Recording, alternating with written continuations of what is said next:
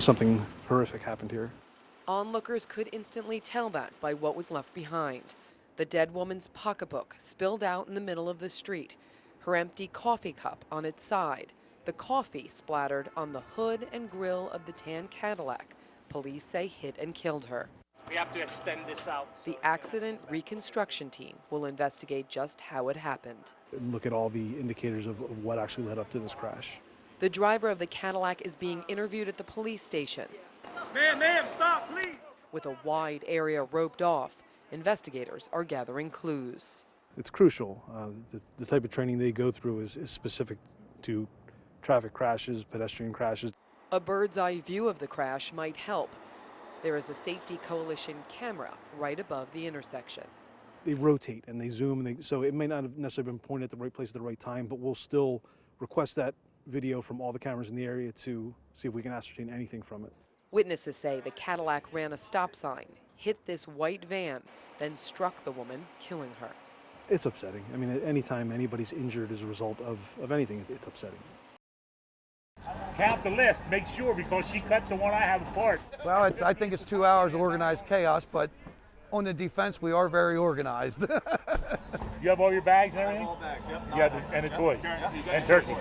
This is a huge event. Gotta make the turn. I'm sure there's at least 200 people here. Each of the kids or adults in the back are putting an item into each box, and they go around to the end where we end up with the turkey and the bread and the eggs and stuff at the very end. It's just such a neat thing to see the hundreds of people from the community come out to help and to make it really work. It's very humbling because you realize what you have is a lot more than what most people have. We need boxes over here, Keith. This year there's more seniors raising their grandchildren, which are, of course, they're on Social Security and on a fixed income, trying to take care of grandkids that they never expected they'd have, on them. This year will be 670. This is the most ever. Last year we went to 600. The fire companies all in the area, from Wrightsville to Crowley to Blue Rock to Marietta to West Hempfield. And if I forgot any, I'm sorry, but all they deliver to their areas to help us out. You're helping the needy, you're helping the people that really need it, but you're also getting the community out. By now, every square has a tree. Most corners have a red kettle, but not every kettle has a Willis Jenkins. Good. How you? My name is Wooly. How you doing? And according to Willis, not every pot has a chicken. It takes some water and a chicken and an onion to make chicken soup. I got a pot in the back of me. We can make chicken soup. I've been waiting for y'all. Step up to the pot. Here's my pot. Or a kettle. Come on, this is the pot. The point is the same. Donate to the Salvation Army. His pitch doesn't always work right away. Hello? You want to donate something to the pot? Huh? We're on TV. Maybe in a minute. We're on TV right now. But eventually, Willis puts the food on the table. Yeah, there's a chicken. Because you do a great thing. One You day. have great energy, and it's fantastic. Oh, he's the perfect person. He could get anybody to put something in there. You're going to donate? It takes a very little donation. Willis says you don't even have to have any money. He encourages people to wave their hand over his magical pot for good holiday wishes. He speaks your language. Chicken por aquí. Sí, por allá. He might even stalk you a little. Hello. Come. Have a word with me. And eventually, his pot gets some chicken. Yeah. It's chicken soup. Wow.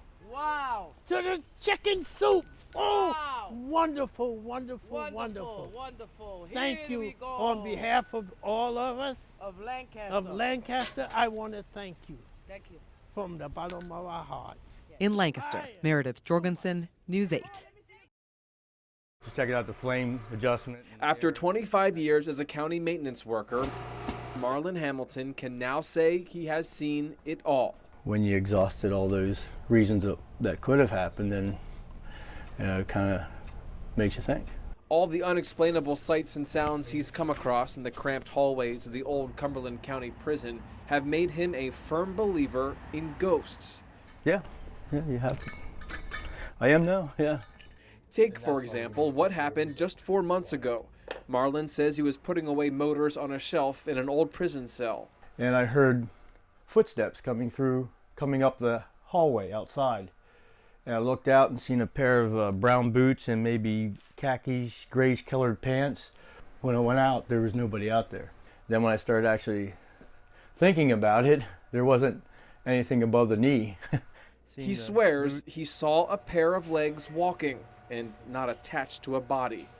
Kind of throw you for a loop. He says he's also heard voices in the old prison, even when he's the only person there. Marlon's paranormal perception could be confirmed by professional ghost hunters who appear on the Sci-Fi Channel's reality show called Ghost Hunters. They've asked for permission to film at the old prison and old county courthouse in Carlisle, which is now an administration building. Some workers in the finance department upstairs said sometimes the toilet flushes on its own, sometimes they see shadows in the rooms, and sometimes they hear creaks and cracks. That all could be ghosts, or it could be sounds from an old building. The truth might soon be exposed, though it may take long nights in the dark to do it. In Carlisle, Matt Barquero, News 8. Before this place, it was prostitution, drugs, being taken advantage of by guys, always being on the run. Nestled in the heart of Pennsylvania's rolling hills, just outside the Susquehanna Valley, sits an oasis. This house is just a place to recover and get healed, like to come off the streets or to come out of the life or whatever. That's what this house is to me. Is this breakfast burritos or something? The Oasis of Hope is a safe house, a place of restoration for minors coming out of sex trafficking. The location is a closely guarded secret. It is completely different from the life these girls are used to. Towards around 14 and 15, stuff started going on in my life, and then I started experiencing guys and alcohol, and then the drugs came in, and then the prostitution came in, and then the pimps came in. Danielle is 18 now. We've hidden her face to protect her. Motivated by money, drugs, and a desire to fit in, she spent years on the streets. A pimp approaches you, look, you gonna make this money for me, I'm gonna have you a nice car, I'm gonna have you a nice house, nice clothes, I'm gonna give you all this love, promise you all these nice and luxurious things at first, and then like a month down the road is living hell with the pimp. The girls are often abused, prostituted as many as 30 times a day. They are hopeless with no place to turn. I never realized how much our own children are affected in America. When Debbie Colton learned that 300,000 children are trafficked each year in the U.S., she had to do something. Starting Oasis of Hope hasn't been easy. No, there's been a lot of times when you just want to give up, but my faith in God kept me going. Route 30 is the largest hotspot for this issue, but it's largely gone unnoticed all these years. Jen Sensenig's eyes are wide open. She believes the roadways that help bring tourists and trade to the Susquehanna Valley also bring human trafficking. Some of them have children. She was instrumental in stopping a multi-million-dollar ring involving dozens of women in Lancaster County. How could this issue be in her own backyard, thriving and alive and well? Jen is heading an effort with the North Star Initiative to use this property in rural farm country to build a house for adult victims. Just write down the address. Danielle looks forward to the day she can help. Because they can't save themselves. The pimp sure as heck ain't gonna save them. So who is? And that's why God puts us here to go and save them. Ann Shannon, News 8.